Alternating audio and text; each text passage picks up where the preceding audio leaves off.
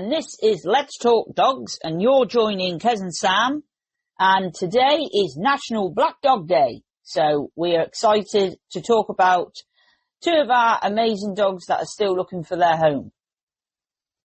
But today's episode, we are talking does dogs really see ghosts? And also, it's come round to that year again. We're into October, brings Bonfire night coming up. The struggles night for all our dog dogs. owners dread. Yes, I've got one dog that struggles with it. And so we'll be talking about that and asking you for tips. Okay. On how to help. You say that like you don't know what to do, Sam, the way you looked at me. You very much knew. You know what I'm doing. I know. And then we have a bit of fun facts. Did you know this about dogs? And then there'll be a couple. I have got a ghost story that I'm going to share. Okay. Got a little ghost story there's loads out there. I was like picking out the bunch. Oh, it's not a personal story. It's not personal. I've got a personal story. Okay. But it ain't nothing. Well, it's not that much. But I will share. And we will be talking about our dog. Now I said this wrong, Andrea said it. Is it Calby? Who? I'm going to show you. Who? Have I said it wrong? Where are we looking? There. Caleb. Oh, that's nowhere near. We're not talking about Caleb. We're not talking about Caleb. No, we're talking about Benny. Benny and Maddy. Yeah. Because it is National Black Dog Day. There you go. Which Drea, shared with us. And she also shared something which we're going to laugh trying to pronounce. We're going to give it a go. We're going to give it a go. So we'll share that now, shall we? Oh my God, hang on. I need glasses. Get your glasses.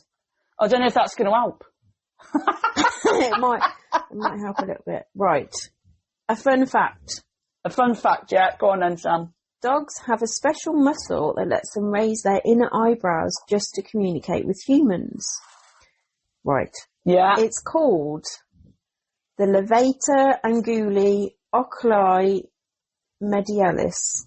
You did well I haven't said that right, but I gave it a go. You gave it a go. I reckon you. I have no idea if you've got that right. I'm just going to give you. Yeah. Well done. I have no idea. Gold star.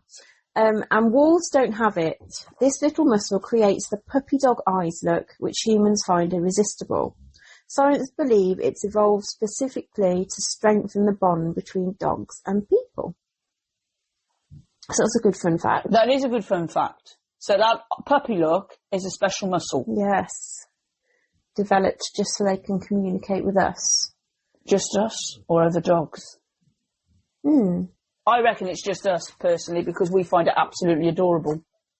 I find it absolutely adorable. Oh, you do as that well. look. They get away with... Oh, my God. Get away with so my dogs, if they that give me that look, they know. They've won me over. Even if I go to try and tell them off, they give you that puppy look. They never lose it. Right, so dogs that can see ghosts. I know when they look at something, you think, what the hell are they looking at? But I can be quite easily spooked by the dark, to be honest with you. It doesn't take me much to get a bit of the heebie-jeebies. I don't know about yourself, Sam. When I was a kid, we had an electric meter down the side of the house. And like an entry at the back. And there was this little cupboard and you had to put your little card in, and me and my sister got sent to do it. And it was so dark, there was no lights, and we used to run down there as fast as we could because we were convinced there was going to be a ghost. But my dad did let us watch Poltergeist. What? When I was about 11. No, that's not a good idea. And I think that's got me set in my ways about it's really scary. Yeah, it takes I think sometimes it takes a movie. Yeah. And then, I mean, I'm open-minded to it, but there is times where you see dogs and they fixate on something and there's nothing there. Mm-hmm.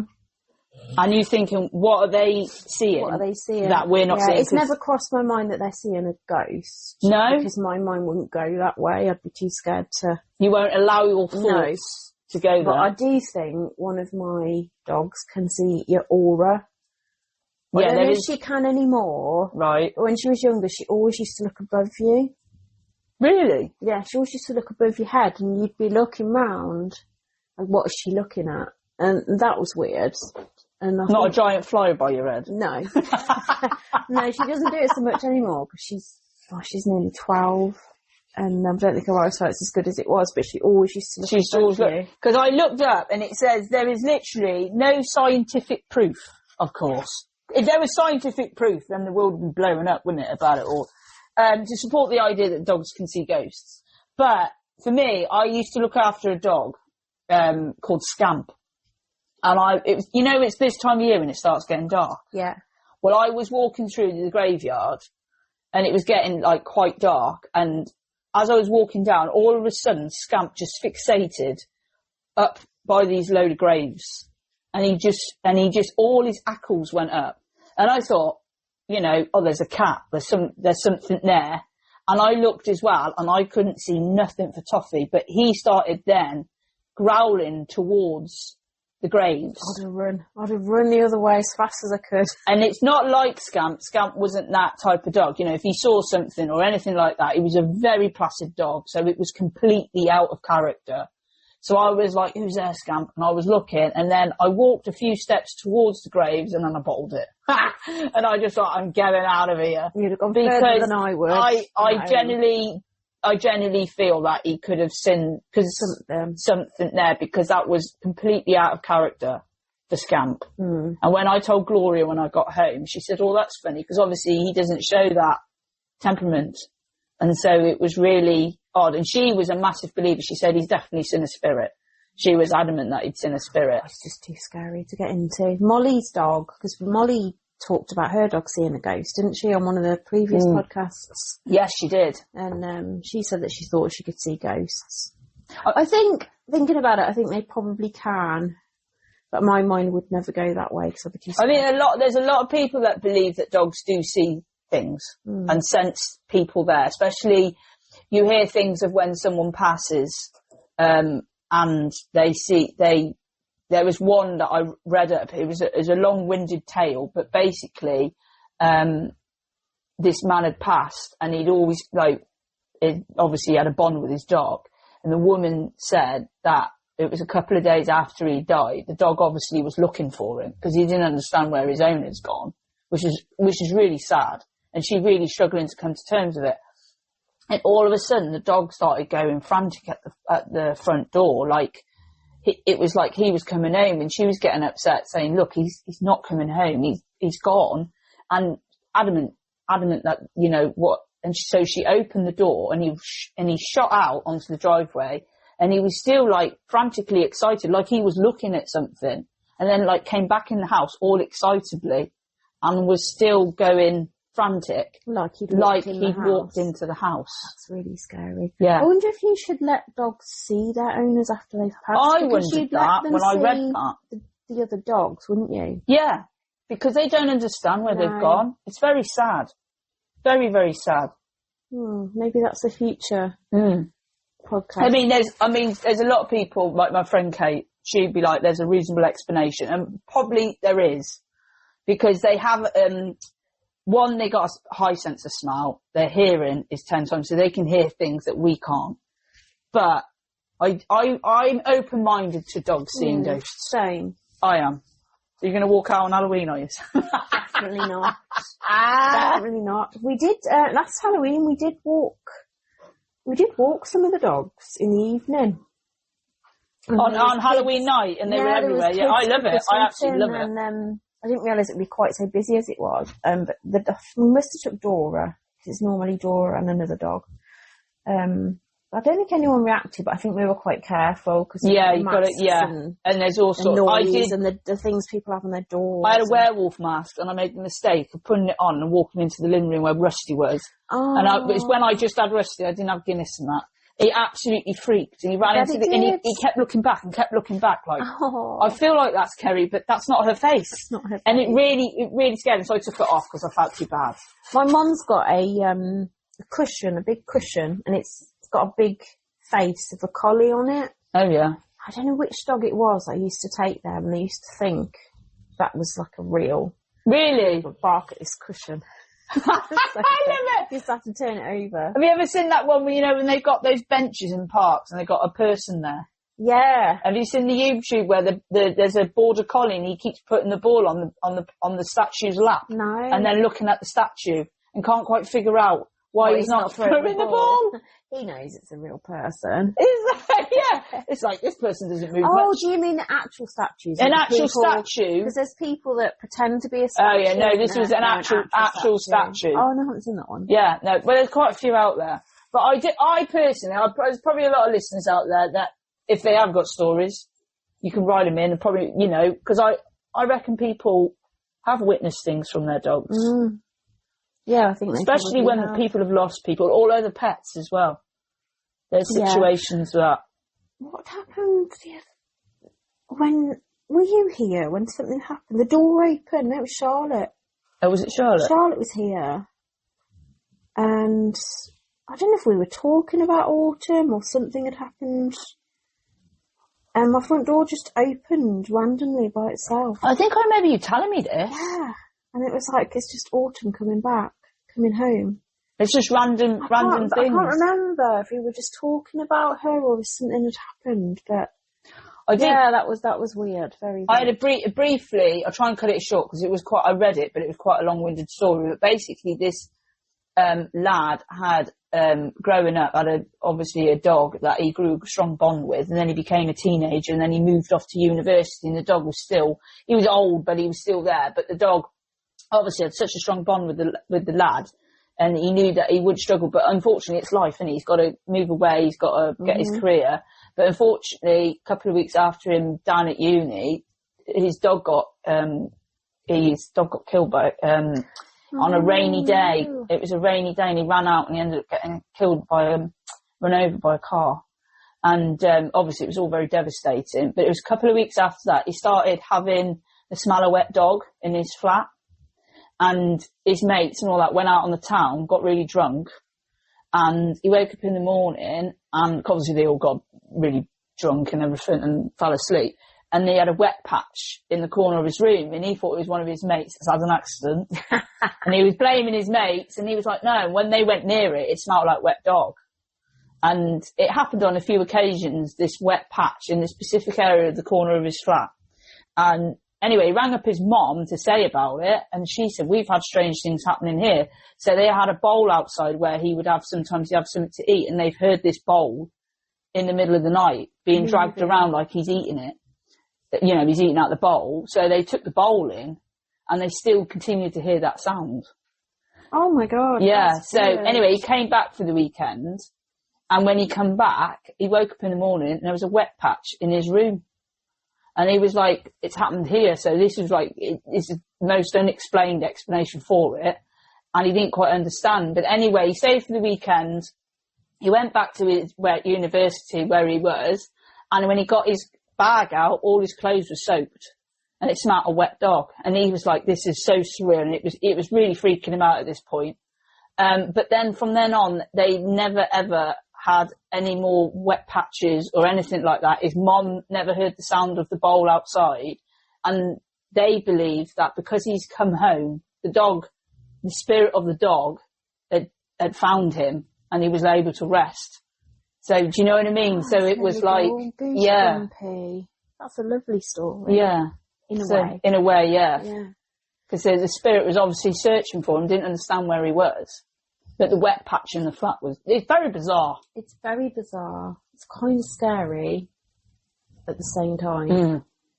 Very scary. But there is a legendary story in America. I mean, there's loads of stories, but there's a legendary story called Blue Dog. And it's an old ghost tale that's it's told in America, it goes back to the 1700s. And this bloke called Charles Sims, a soldier, enters a tavern one night. And with his faithful dog for a few pints. And Sims, this bloke, he's drinking in there, and he starts to brag about his wealth and his gold and his wealth of estate and his deeds and everything. And when he finally leaves the pub and starts walking home, he's followed by a man called Henry Hannos, I think that's how you say it. And he basically follows him home, and he robs and kills him and his dog Blue. And he takes his treasures and his gold and buries them under this tree. And he decides that he's going to go back there later, obviously. So when he returns to get the gold and all the riches from this bloke, he is then greeted by the ghost of Blue Dog. And he's so frightened that he runs away. and a few days later he becomes really ill and he suddenly dies. So, and basically the old tale is that Blue Dog continues to watch over his master's treasures by this tree, and every February the 8th, on the anniversary of their murders, Blue Dog can be heard howling by the tree. Ooh, that is a spooky tale. And it happened in Maryland. That's a very spooky tale. There's loads of spooky tales out there. Is there? Yeah, but we could be here all bloody night. Let's not do too much of that. Are you alright? You're not going to sleep tonight? I had a nightmare the other night because I'd watched something on the telly that was... You're easily spooked then, Sam? Yes, definitely. I might have some fun on the weekend. Oh, no. I'm only messing. I'm only messing. I won't be that cruel, Sam. I hear howls of night, a Blue Dog. No, I'm joking. So yeah, I reckon, I'm open to it. I reckon dogs do see something. I think it's not a load of nothing, personally. There is explanations for certain things, don't get me wrong. But there was a time when me and my mum watched a bit of a scary film, and then, like, it was Milo was then stiff at the back of the door. You know, you just turn on all the lights off, you're going to bed. Yeah. And then all of a sudden, we heard it as well, and then Milo was there by the back door just staring at the back door, and Mum's going, "Oh, have you locked it?" And I went, "No, I ain't locked it." She went, "Well, I ain't locked it." And then I was like, "Well, you lock it." She went, "No, I ain't locking it." And then it was like that for a few minutes. I was like, "Well, someone could be out there." You locked the door in the end. I did. She just bottled it, Mum. She's like, "I ain't doing it." Oh no, it's just too scary. Yeah, you can work yourself into a frenzy. Yeah, you can. But Milo saw something. That's all I'm going to say. Probably a fox or a wild. Yeah, there's an explanation for things. Yeah, I don't think any of I've not noticed anyway. You might notice it tonight, Sam. No, not going there. I'm going to message you later tonight. No, it's too scary. Blue Dog. No. Right, we move off that then. Yeah. Right, and we go on to Bonfire night. And obviously, I mean, I love fireworks. I do love them. I think they're spectacular. And the louder the bang, the more I love. Oh, really? I love it. I absolutely... We used to have a water festival down in Upton. Sadly, doesn't do it anymore because of funds and stuff. But I used to love it. It was on the riverside of lasers and all these fireworks. But as I've got older, obviously, because I'm a massive lover of dogs, I've become more aware of how... I mean, none of my dogs have ever been frightened of fireworks, so it's never really bothered me until now with Guinness. Guinness was all right at first, but now Guinness has developed fear and he shakes. Is that since you had him back? Yeah. And I think... And it is really upsetting that I think what's worse now, it used to be just one night, didn't it, Sam? Yeah. It's not, it goes on. Last year was the worst show I think we've had. Because it starts 2 weeks prior to Bonfire night. But this last Bonfire night, I think it was on a Tuesday or a Wednesday, and it just went on from the weekend before to the weekend after. It was like a whole week. And you're in more of a built-up area. I mean, it's not too bad in Upton. Yeah, and we've never really had dogs that have been that scared. I mean, I wouldn't do it, but one time I was walking my dogs, and it was around fireworks night, and fireworks were going off. But mine don't care. But I wouldn't purposely go out. No. And walk them when I know there's going to be fireworks. But last year I think was the worst year we've had, and Dora was horrendous. Really? Absolutely horrific. What was she doing? Was she shaking, panting? No, she was laying down there on the floor and just panting really, really heavily, really stressed, eyes are really wide. And I sat with her for hours. And what calms Dora down is patting her. Yeah. Because I remember you saying try not to, I mean, it does say as well, I mean, there is so much information out there how to deal with your dog. But mollycoddling, hugging them too much, it doesn't help as much. Or I think it depends on the dog and what that dog specifically needs. Like some dogs need you to be there with them. Yeah. Lacey was equally horrific, but she's not the type of dog that you can pacify with fuss, cuddles, it's going to be okay. Yeah. She would just go behind a crate. She'd get so panicked. She was jumping on top of a crate, went down the back of a crate, and she stayed there all night. Couldn't get her out. Really? She was so scared. And Lady also got scared, managed to get out and try and run up the stairs. And I had to pick her up and carry her back down. I think in the end, I actually had to crate Lacey because I was worried she was going to hurt herself because she was like trying to get out the windows. Just let me out. Oh my God. And so there was the 3 of them last year. Really, really stressed. It was awful for that entire week. What would you say overall? I know it's like depending on the dog. What would you say your best tips would be to help your dog? I mean, obviously, I think obviously if you have them as a pup, you can kind of build up with having that kind of noise on YouTube, so they're used to kind of hearing that. Yeah. Obviously, when you know it's fireworks night, keep them in, keep the telly loud. Try not to if you hear a firework, try not to, in your head, kind of look at them and... just try and ignore it, like it's not a thing. Have treats out, have toys, distractions. But obviously, you know, that may work for a puppy or a young dog that's never had a bad experience. But if you've got a dog that's already got some trauma with fireworks, then you have to take a different path. So you may need to get medication from your vets for some dogs. Yeah. Because they get so worked up and so anxious. And I think it's even been known for them to have a heart attack. That stress. That's terrifying. But, you know, with Guinness, you do what he needs. Yeah. Well, you put his little you've given me advice for it. Yeah. You put his little den up so he's got somewhere safe to go. I put the radio in there. Yeah. Keep the telly loud. Stay in with them. Try not to make a big thing of it. That's what I try. I go in and out. I don't stay there the entire time. Yeah, but if they...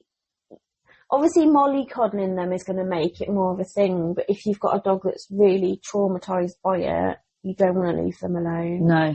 I think I patted Dora for probably 3-4 hours on a night.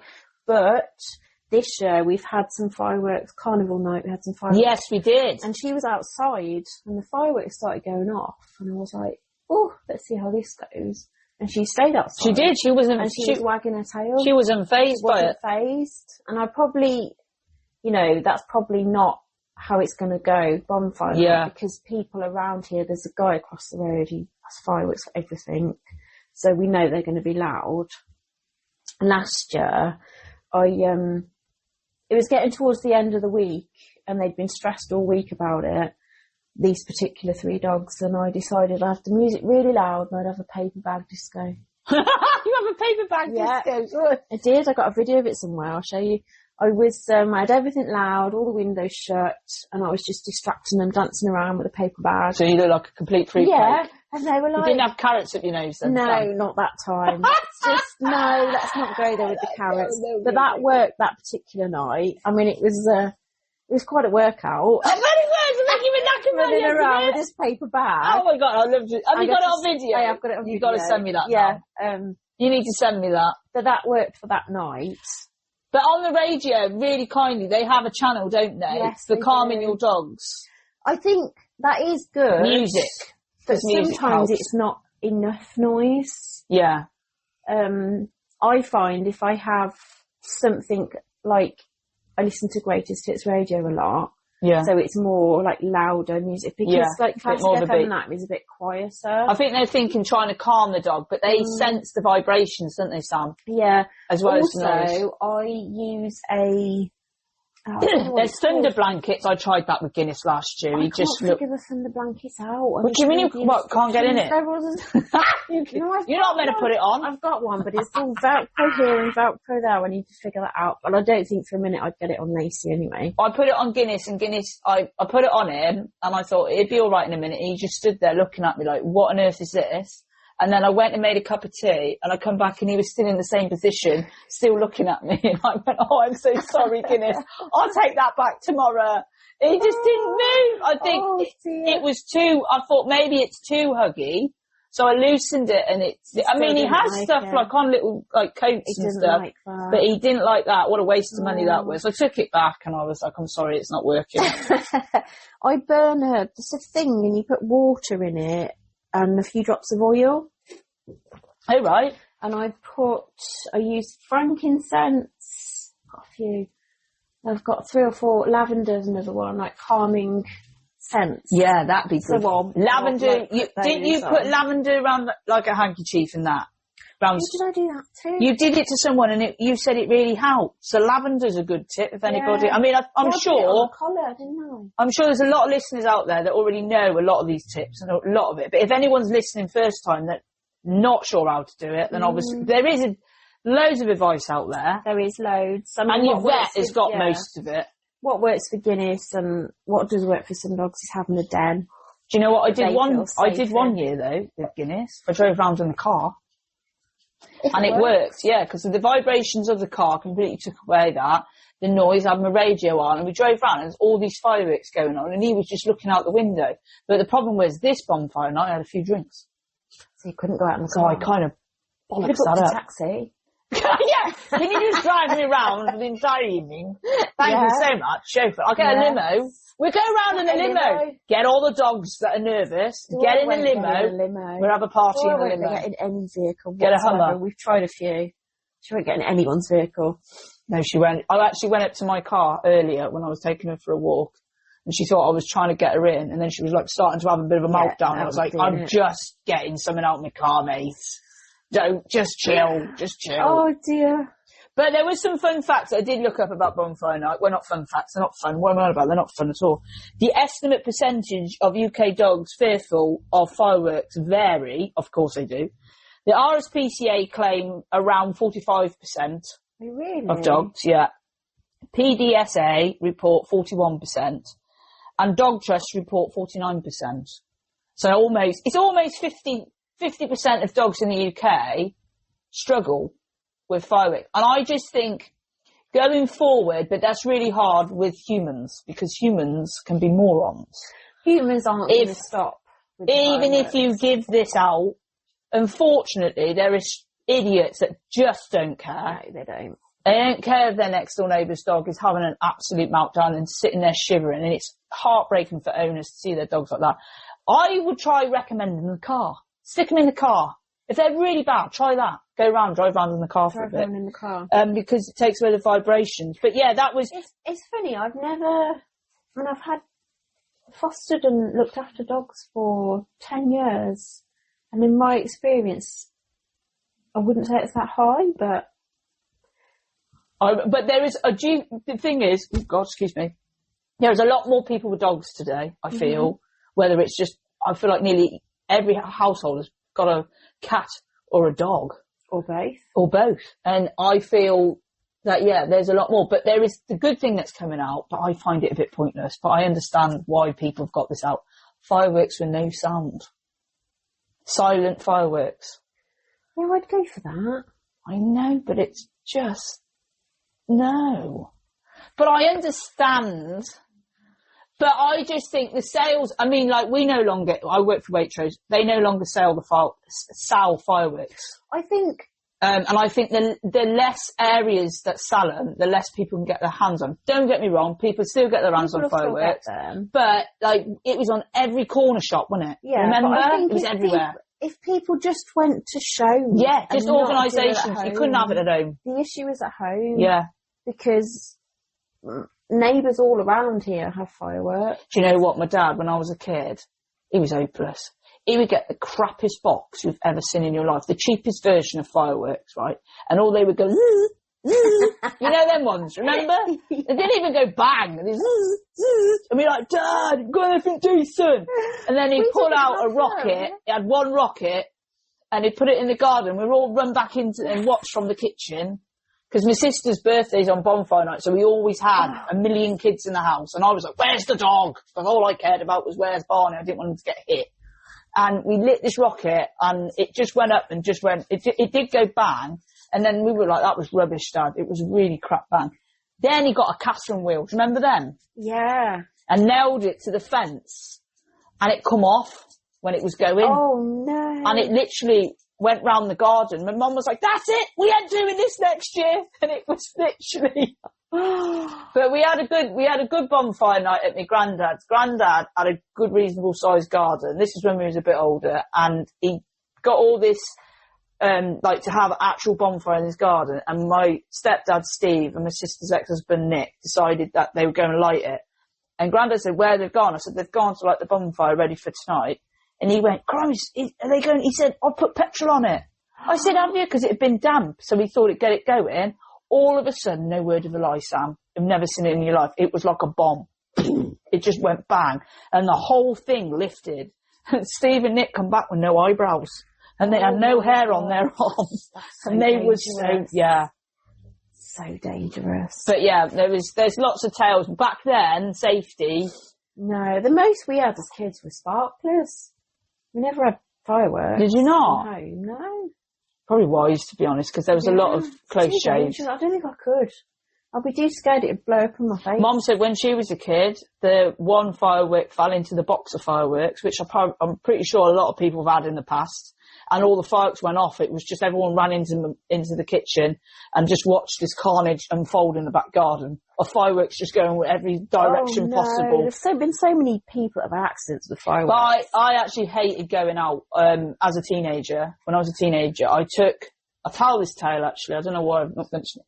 I was out with my best friend Claire, and I was out with Barney, and we went and joined our friends, and I was reluctant to go out because everyone messes around with fireworks and you hear some horrible tales of kids getting hurt or killed. So it always frightened me. And I was walking up and there was a new set of kids that I'd never seen before hanging around with my friends. And they were a few idiots, to be honest. And I didn't like them. And I said to Claire, I don't want to hang around here too much. And as I went to walk away, all of a sudden Claire I had a hood on, and Claire just put her hand in my hood and she just threw. They put a firework quickly in my lit firework in my hood. She put her hand in there and threw, and it just went bang. Fuck me. And I didn't go. I didn't. Yeah. I didn't matter. I never went out after that. But I never told my mum. But I had a big burnt hole in my hand. Oh my God, your mum would have my friend Claire didn't think twice. She put her hand in it. Could have blew her hand. Yeah. So you're right there, Moon. By God, causing this. Yeah. So yeah, bonfire night was a no-go for me. Too many idiots about getting their hands on it. I think what you said going forward, really, it should be organised and it should be just the one night. Yeah, it should be one night. Because even never going to happen. New Year's Eve is another one, isn't it? When we lived in the Manelli. How many drinks you had? We lived at the top of a hill, and that night was just incredible with all the fireworks going off. I can imagine. But I guess I thought differently then. It was about the kids and the kids seeing the fireworks. Yeah, I mean, Malvern Hills is the place to be. But I went up there, I decided we got an hour, we can get up to the British camp in an hour after a few drinks with my best friend Amy, with the dogs, with torches that halfway up went out. And it was mist setting, right? And it was a clear night until we started heading up to the hills. Everyone goes up there because it's spectacular. You see over Worcestershire. Hereford is a bit quiet. You don't get much, but you can see all the fireworks going up. But as we got up there, the torches went out. It went pitch black. And I said, what time is it? And it was like turned midnight. We couldn't see a thing, but we could hear everything. It sounded like World War III was happening. We laughed. All we did was laugh our head off. It was pitch black, covered in mud. We need to say where we've been this week. Oh my God, yeah, our week. It's been surreal, innit? Yeah, it's been, so we went to the, what are they called? Make a Difference Award. Awards. Nominations. Yes. And with red carpet. Yeah, there was a red carpet. We had very kind of Nina invited us. Yes, we had to dress up like ladies. Yeah, it doesn't happen very often. Very rare, very rare. Clothes, I had to borrow clothes. I don't know if anyone else would get what happened. What went down, right, was a very blonde moment by me, right? Let me just explain. It was a very bad timing. When you get fits of giggles... at the wrong time. Yes. It was how we never got kicked out. I'll never know. There was a nomination. There was a nomination of someone. Somebody called Nigel Watson, which is my ex's name, who's sadly passed away now.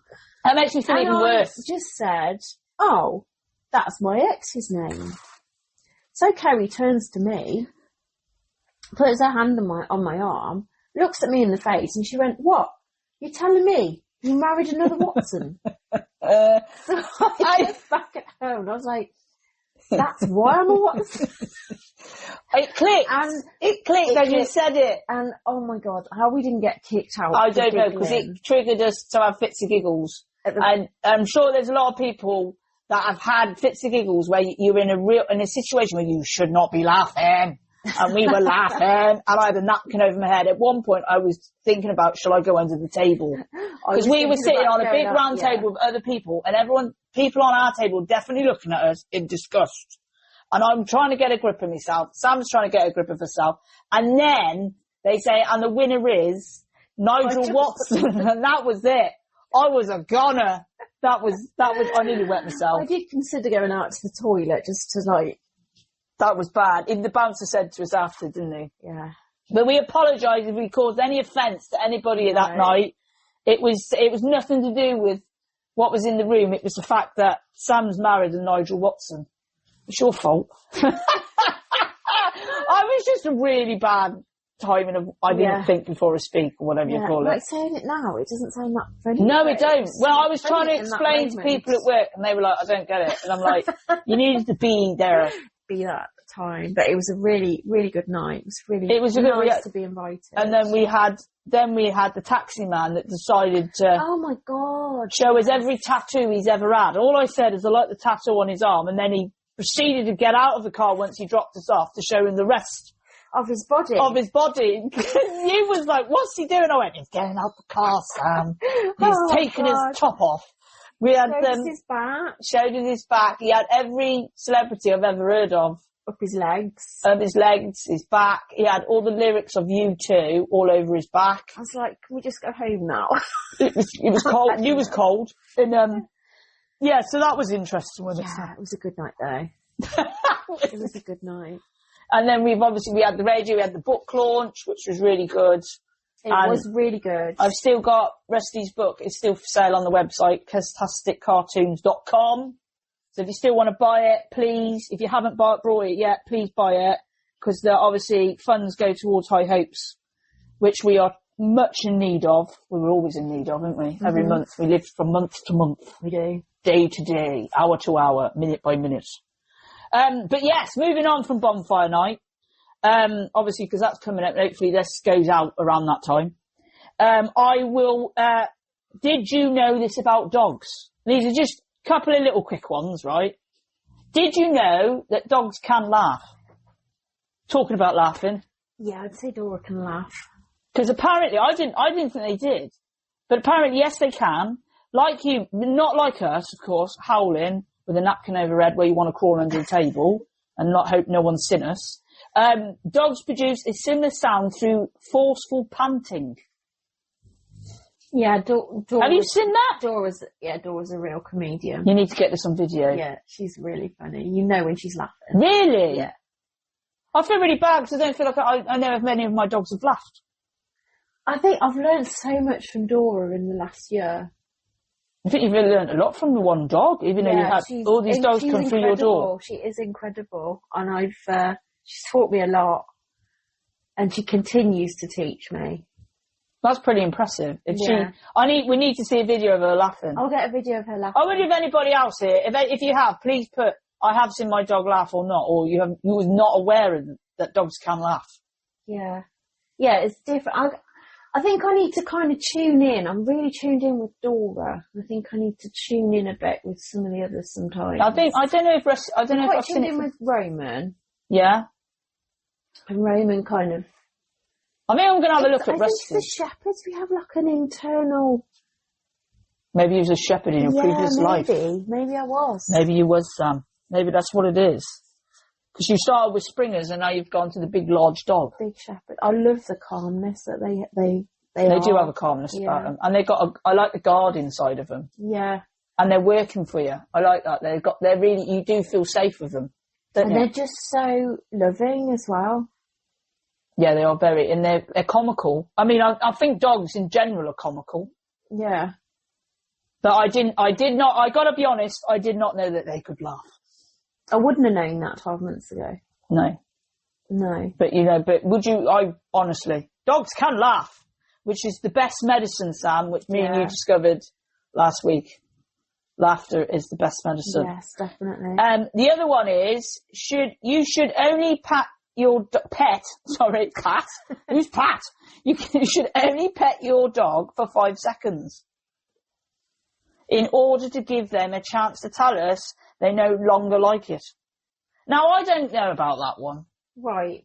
Okay. I can understand it was a dog who would... giving Nelly 5 seconds. There's absolutely no way I could give it. My dogs have 1 million kisses a day. Yeah. There's no way. I mean, they do look at me after an hour going, really? You're still hugging me? You're still giving me 5 seconds? If I sat down on the floor... 5 seconds? With the foster dogs, they'd all want to come up for a fuss. And they wouldn't leave after 5 seconds. It's not like leave. We should stop. We should stop ourselves from petting them for 5 seconds. Oh. So only pet them 5 seconds. Where's the scientific proof of this? I don't know.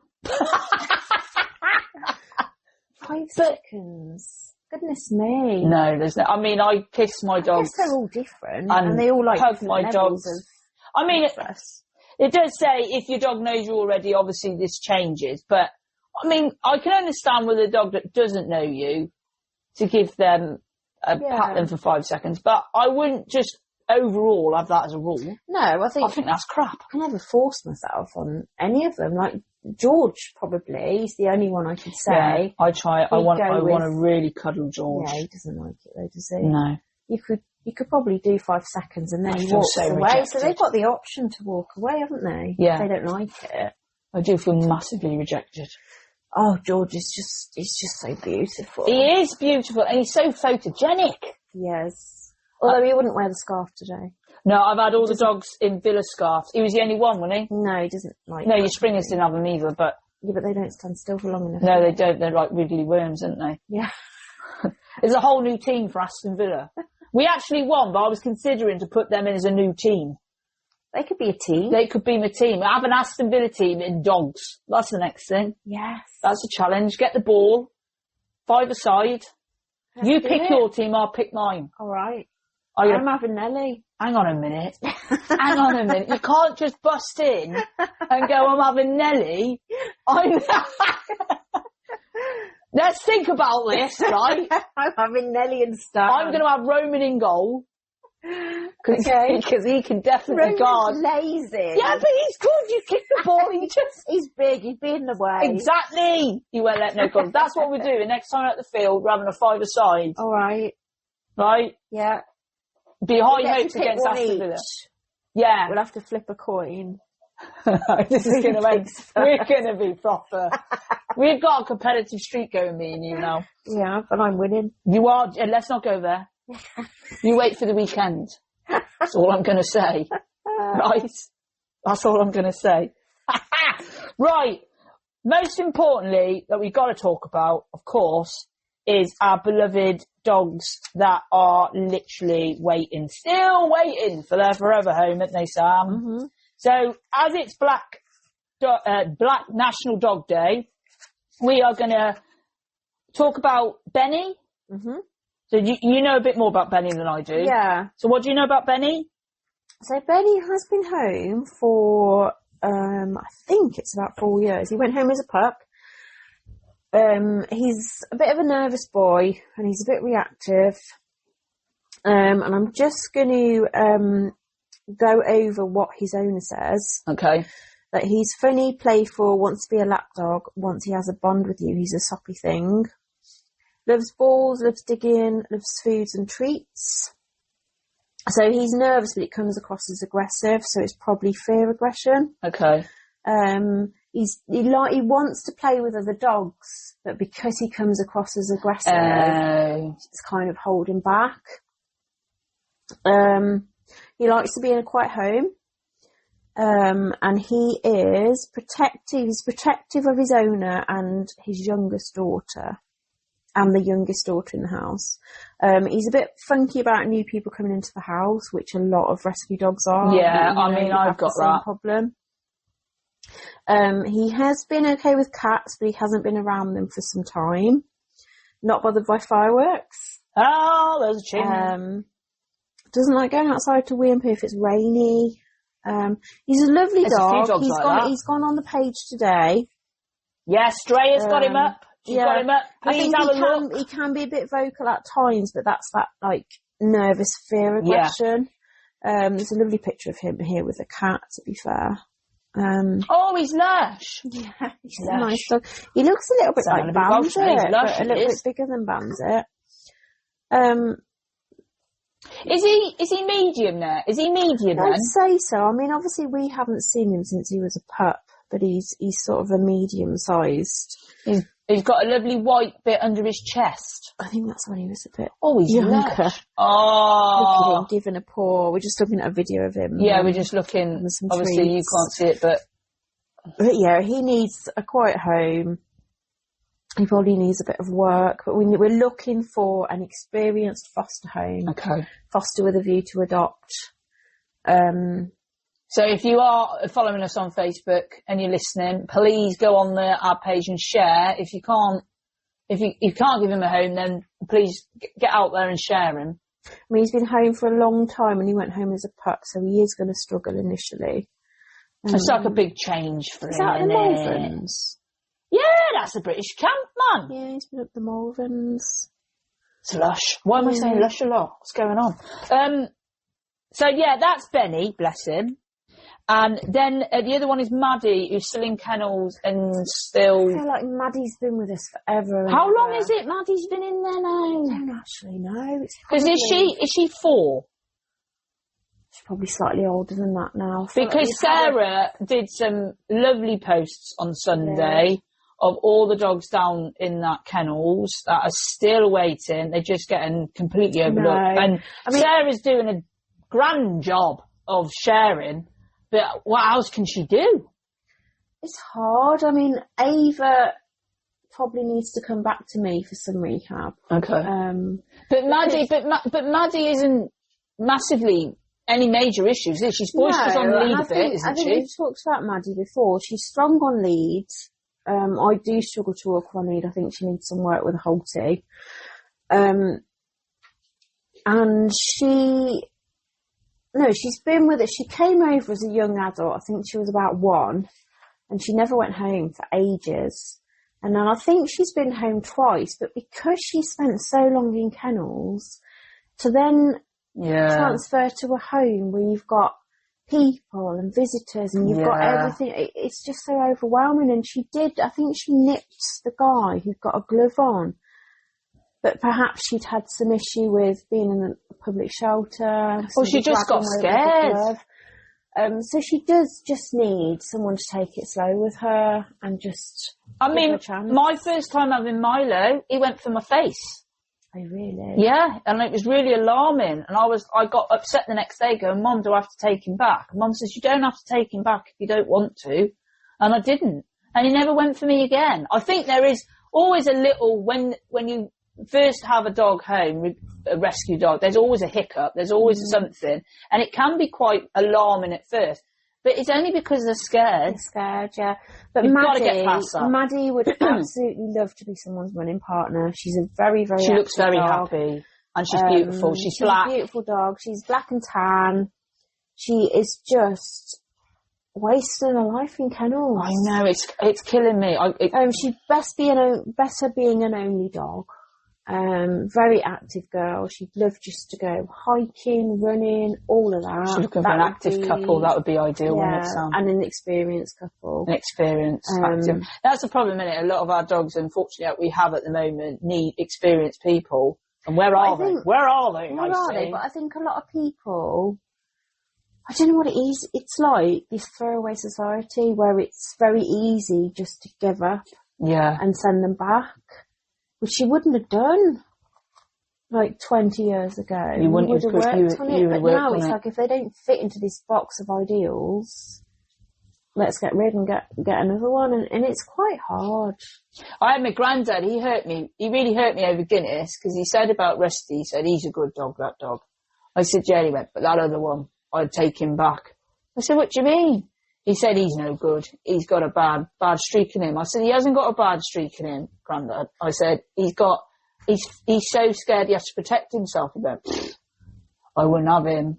And that was my granddad's attitude, and it really hurt me, because I was like, he had a washing machine. I ain't just taking him back because he's got problems. I'm going to help him and help him get through it. This is society, but that's my granddad's view. Yeah, see, take it back. It's like everything now is instant, isn't it? Yeah. You order something off Amazon, it's the next day. Everybody wants something instant, and if the dog doesn't fit instantly into their lives, they want to send it back. Yeah. But it's putting the work in, and it's having a behaviourist come and see you if you need that, but then realising that behaviourist doesn't fix the problems in the blink of an eye. No. You have to continue to do the work on it. And possibly for the rest of their lives. Yeah, you have got to work on it. And I really hope those dogs down in the kennels, because it's just been too long and they're struggling. And yeah, I mean, we've only got 3 there now in Tonyu. I mean, Daisy's a difficult dog to rehome as well. I mean, she did go home, and we told them. I mean, we're very, very, very, very, very lucky that the people of the kennels is literally in love with her. Yes. But unfortunately, they can't home her because they're their dogs. It's a very sad situation, and it hurts them and it hurts us. But they adore Daisy, which we are very lucky to have, aren't we, Sam? Because she's lovely, but she's going to have time. And we're very lucky to say that Digby... Oh, yes, Digby! Shout out to Digby! ...has found his forever. That was wonderful news, that was. So he's kind of staying where he is, and he's doing a lot of work. He's a good stooge dog. Yes. And they adore him, and he's staying where he is, and he's happy. And that was probably the best... scenario came out for him, yeah. Because he's been advertised for a very long time, and I don't think we've ever had anyone come in for him. Yeah. And also to say we are going to change, message his sponsor. Yeah, so anyone who's sponsoring Digby, we are going to email you. Yeah. And if you want to carry on sponsoring, we'll give you another dog, or you can choose another dog. Yeah. Let us know. Because obviously, I just think it's wonderful. That video was lovely of him running around. Yeah. It's like, I'm free, I have a home. Well, he's been there so long, like that's his home now, isn't it? Yeah, that's what he knows, isn't it? Yeah. So I think it's fabulous. But we're going to have to call it a day, Sam, because it's come to that time. And I hope you've enjoyed listening. We've probably jabbered on a bit. It was a bit hit and miss because me and Sam, we're quite tired. We've had quite a few weeks, haven't we, Sam?